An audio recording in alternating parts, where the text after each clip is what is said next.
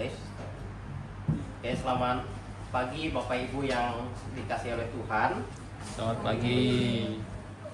Oke, pertama-tama saya ucapkan terima kasih kepada penginjil Tommy yang telah memberikan jadwal kepada saya untuk menyampaikan kebenaran firman Tuhan. Saya ingin mengajak kita untuk membuka Alkitab di dalam kitab Perjanjian Lama, kitab Kejadian. Kejadian pasal yang ke-6 ayat yang ke-9 hingga ayat yang ke-22. Kejadian pasal yang ke-6 ayat yang ke-9 hingga ayat yang ke-22. Kalau sudah menemukannya, kita baca secara bergantian. Saya membacakan ayat yang ke-9, nanti Bapak Ibu, saudara-saudari membacakan ayat yang ke-10. Kita secara bergantian sampai ayat yang ke-22. Oke, Lembaga Alkitab memberikan judul di atas Riwayat Nuh. Ayat yang ke-9, inilah riwayat Nuh. Nuh adalah seorang yang benar dan tidak bercela di antara orang-orang sezamannya. Dan Nuh itu hidup bergaul dengan Allah. Nuh beranakan 3 orang laki-laki, Sem, Ham, dan Yafet.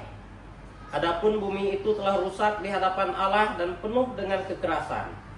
Allah mendidik bumi itu dan sungguhlah rusak benar, sebab semua manusia menjalankan hidup yang sesat di bumi. Berfirmanlah Allah kepada Nuh, aku telah memutuskan untuk mengakhiri hidup segala makhluk, sebab bumi telah penuh dengan kekerasan oleh mereka. Jadi aku akan memusnahkan mereka bersama-sama dengan bumi. Buatlah bagimu sebuah bahtera dari kayu gofir. Bahtera itu harus kau buat berpetak-petak dan harus kau tutup dengan pakal dari luar dan dari dalam. Bagilah engkau harus membuat bahtera itu 300 hasta panjangnya, 50 hasta lebarnya, dan 30 hasta tingginya. Buatlah atap pada bahtera itu dan selesaikanlah bahtera itu sampai sehasta dari atas. Dan pasanglah pintunya pada lambungnya. Buatlah bahtera itu bertingkat bawah, tengah, dan atas. Sebab sesungguhnya aku akan mendatangkan air bah meliputi bumi untuk memusnahkan segala yang hidup dan bernyawa di kolong langit. Segala yang ada di bumi akan mati binasa. Tetapi dengan engkau aku akan mengadakan perjanjianku, dan engkau akan masuk ke dalam bahtera itu. Engkau bersama-sama dengan anak-anakmu dan istrimu dan istri anak-anakmu. Dan dari segala yang hidup, dari segala makhluk, dari semuanya haruslah engkau bawa satu pasang ke dalam bahtera itu, supaya terpelihara hidupnya bersama-sama dengan engkau. Jantan dan betina harus kau bawa. Dari segala jenis burung dan dari segala jenis hewan, dari segala jenis binatang melata di muka bumi, dari semuanya itu harus datang satu pasang kepadamu, supaya terpelihara hidupnya. Dan engkau bawalah bagimu segala apa yang dapat dimakan.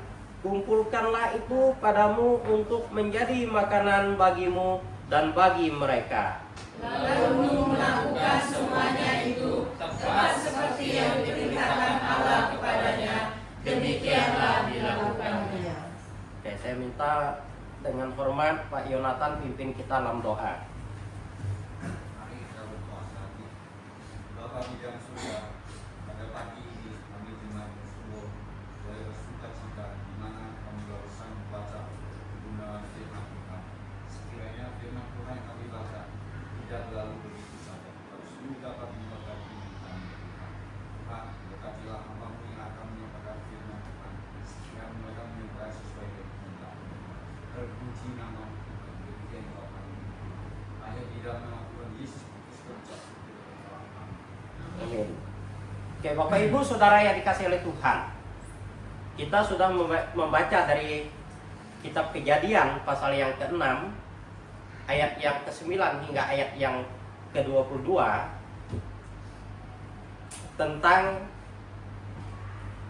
Nabi Nuh.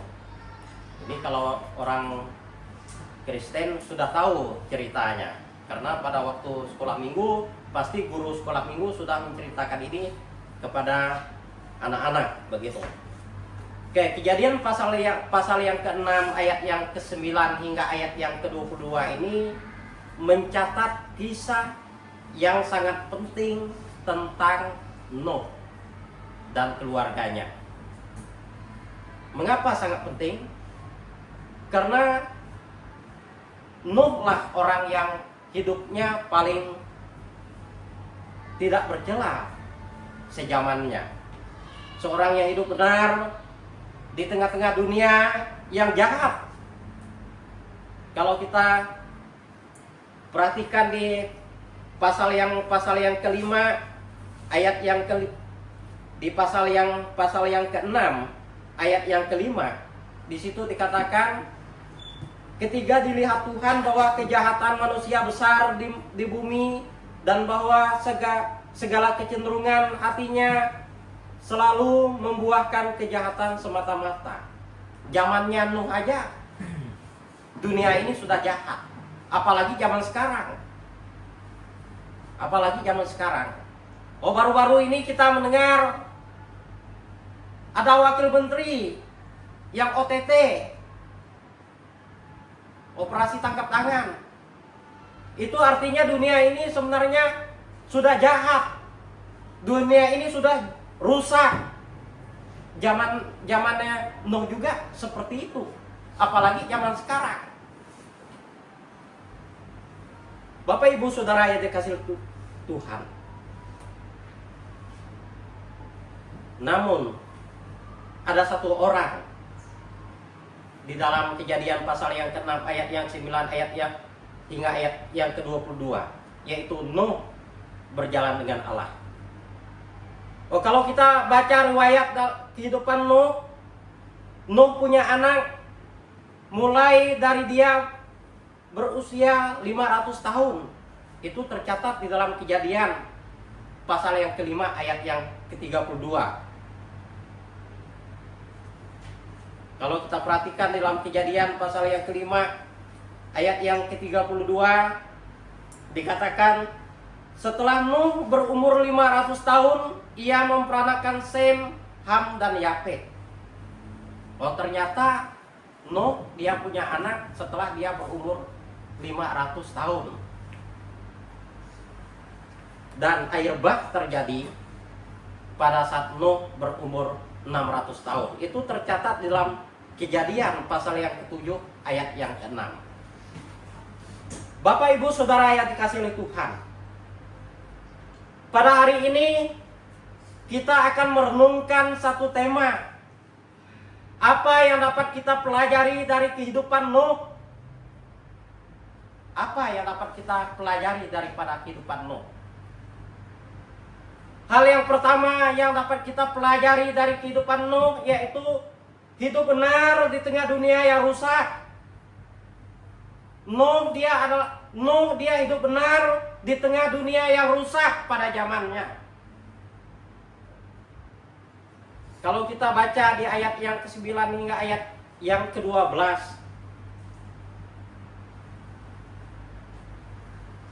pada waktu itu dunia itu sudah rusak, sudah banyak terjadi kejahatan dan sebagainya. Tetapi Alkitab mencatat Nuh dia berkenan di hadapan Tuhan. Dia tidak bercacat, dia tidak bercela di hadapan Tuhan. Pelajaran yang dapat kita ambil dari Nuh yang pertama, hidup benar di tengah dunia yang rusak ini. Kita sebagai orang Kristen yang sudah lahir baru, yang sudah mengklaim bahwa saya sudah dalam Yesus, saya sudah lahir baru, berarti kita harus beda dengan dunia ini. Karena kita tahu bahwa dunia ini sudah rusak. Kalau kita baca berita, lihat di media sosial dan sebagainya, ada banyak hal yang mengarahkan bahwa dunia ini sudah rusak. Bapak Ibu Saudara yang dikasihi oleh Tuhan, tetapi Alkitab mau supaya apa? Hidup benar di tengah dunia yang rusak ini. Seperti Nuh. Dunia pada Nuh itu penuh dengan kejahatan dan kekerasan. Kita bisa lihat di ayat yang Di ayat yang ke-11, adapun bumi itu telah rusak di hadapan Allah dan penuh dengan kekerasan.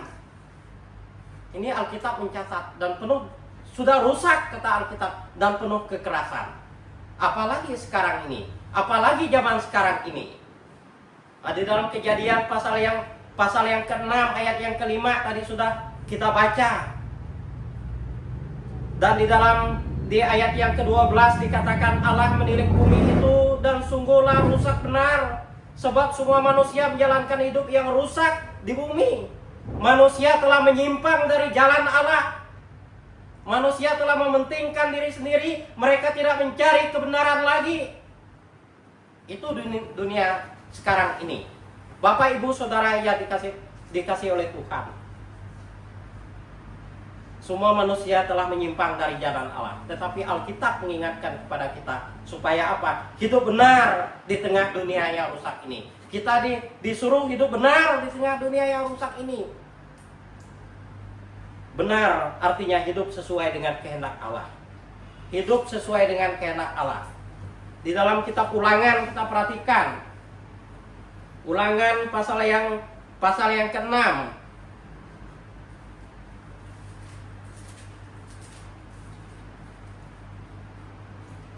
Ulangan pasal yang ke-6 ayat yang ke-25 dikatakan, dan kita menjadi benar apabila kita melakukan segenap perintah itu dengan setia di hadapan Tuhan Allah kita, seperti yang diperintahkannya kepada kita. Benar. Hidup benar artinya hidup sesuai dengan kehendak Tuhan. Hidup sesuai dengan kehendak Tuhan. Itu yang dilakukan oleh Nuh. Selain itu ia tidak bercela, artinya hidupnya bersih di hadapan manusia. Dan hidup kita juga harus bersih di hadapan manusia. Dan ia berjalan dengan Allah, artinya ia menjalin hubungan pribadi dengan Tuhan. Kita harus menjalin hubungan pribadi dengan Tuhan. Kita harus mengenalkan Tuhan dalam setiap kehidupan kita. Sebagai orang yang telah diselamatkan, sebagai orang yang telah lahir baru, kita harus menjalani kehidupan dengan Tuhan. Dengan datang kepada Tuhan, mengandalkan Tuhan dalam setiap apapun yang kita lakukan, agar apapun yang kita lakukan dapat berkenan di hadapan Tuhan. Bapak, Ibu, Saudara yang dikasihi oleh Tuhan, hal yang pertama yang dapat kita pelajari dari kehidupan Nuh, yaitu hidup benar di tengah dunia yang rusak ini. Hidup benar artinya hidup sesuai dengan kebenaran firman Tuhan. Hidup sesuai dengan kebenaran firman Tuhan. Dan yang kedua, apa yang dapat kita pelajari dari kehidupan Nuh? Yang kedua, taat kepada Allah walau tidak masuk akal. Apa yang tidak masuk akal? Nuh diperintahkan oleh Allah untuk membuat sebuah bahtera kapal yang besar, padahal belum ada hujan, nggak ada banjir. Nggak masuk akal secara manusia, itu nggak masuk akal. Tetapi Nuh dia melaksanakan apa yang Tuhan perintahkan. Tercatat di dalam ayat yang ke-22. Ayat yang ke-22. Di pasal yang ke-6 ayat yang ke-22.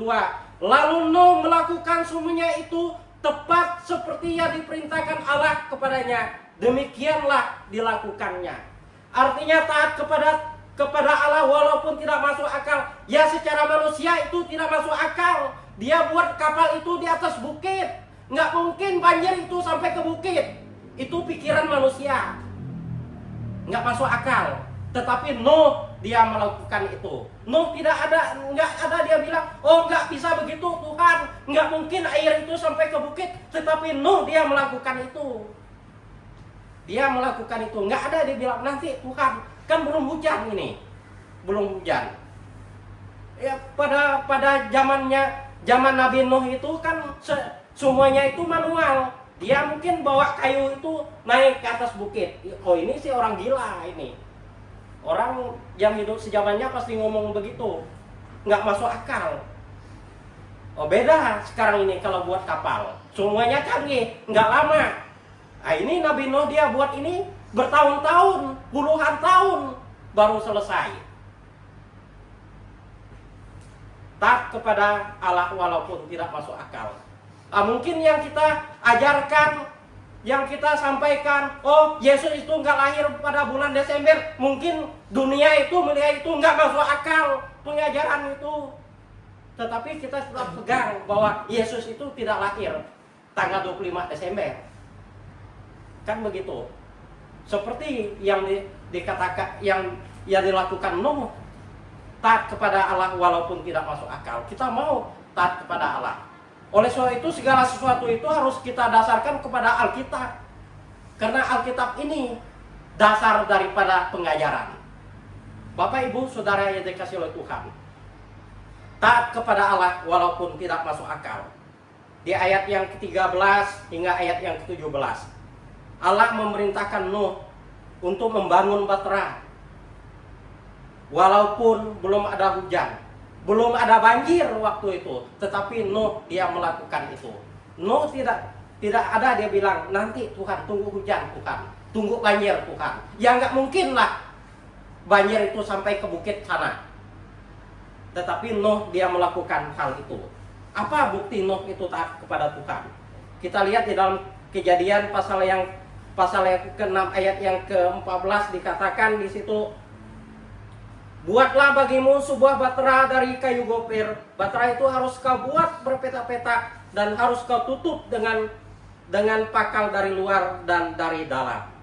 Nuh dia melakukan apa yang diperintahkan oleh Tuhan.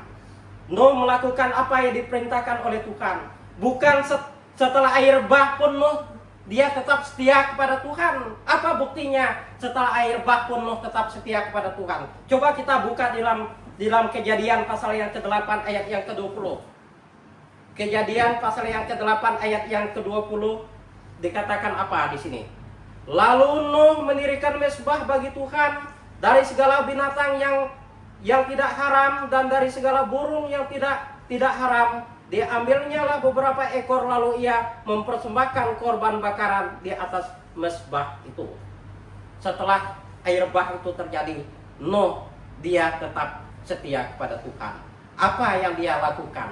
Yaitu Nuh dia mempersembahkan korban kepada Tuhan. Itu buktinya kalau Nuh itu setia kepada Tuhan. Bapak Ibu Saudara yang dikasihi oleh Tuhan, taat kepada Allah walaupun tidak masuk akal.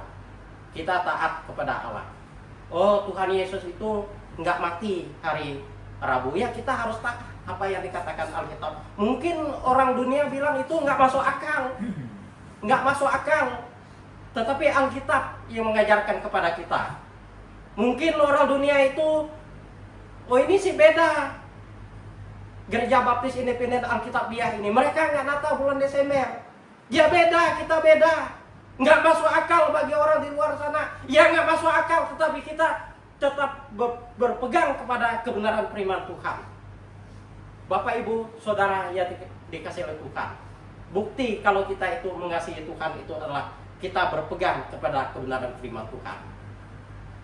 Kalau perempuan itu nggak bisa jadi gembala, ya nggak bisa jadi gembala. Alkitab yang mengatakan demikian. Oh, nggak masuk akal kalau orang dunia luar sana lihat. Tetapi Alkitab mengajarkan kepada kita. Tetapi kita tetap berpegang kepada Alkitab. Taat kepada Allah walaupun tidak masuk akal. Bagi orang luar sana, ya. Bagi orang dunia nggak masuk akal. Tetapi bagi Allah itu yang tercatat dalam Alkitab. 3 hal hari ini yang dapat kita pelajari daripada kehidupan Nuh. Yang pertama tadi, hidup benar di tengah dunia yang rusak. Yang kedua, taat kepada Allah walau tidak masuk akal. Secara orang dunia bilang itu nggak masuk akal, tetapi itu masuk akal bagi Tuhan, bagi kita yang sudah tahu tentang kebenaran. Mari kita berdoa. Saya minta penginjil Tommy pimpin kita dalam doa. Kita berdoa. Bapa di dalam kerajaan sorga, kami mengucap syukur pada pagi hari ini. Kami membaca riwayat Nuh dan kami belajar banyak hal dari pelayan-Mu, yaitu Nuh. Apa yang ia kerjakan bagaimana iman dia terhadap Engkau, itu semua memotivasi kami untuk semakin mengasihi Engkau, semakin mengasihi Tuhan kami Yesus Kristus. Terima kasih Bapa. Kami juga mengucap syukur atas firman yang disampaikan. Kiranya Engkau berkati Pak Tito yang telah mengajar kami pada pagi hari ini. Kau tambahkan hikmat pada dia, agar dia semakin dewasa di dalam Kristus, agar dia dan keluarganya semakin semangat melayani Engkau dan melayani Tuhan kami. Ya, sekiranya lewat mereka terang Injil-Mu dapat terestafetkan dengan baik kepada generasi-generasi yang akan datang. Kiranya Kau pakai mereka terus hingga sampai Tuhan kami Yesus Kristus datang kembali ke dalam dunia ini. Terima kasih Bapa. Hanya di dalam nama Tuhan kami Yesus Kristus kami sudah berdoa dan mengucap syukur. Amin. Amin.